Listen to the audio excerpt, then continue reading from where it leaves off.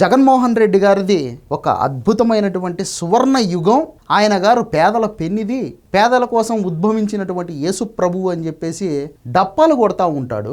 కూటమి ప్రభుత్వంలో 5 రూపాయలకు సామాన్యులకు, పేదవాళ్ళని మాట్లాడకూడదు, సామాన్యులకు 5 రూపాయలకే భోజనం పెడతా ఉంటే దాని మీద కడుపు మంటతో ఏడుస్తూ ఉంటాడనమాట.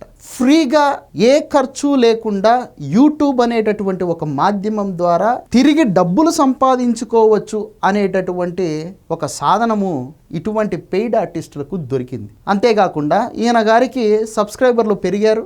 దాన్ని చూపించి తాడేపల్లి ప్యాలెస్ నుంచి పేటీఎం కూలిని తెచ్చుకున్నాడు.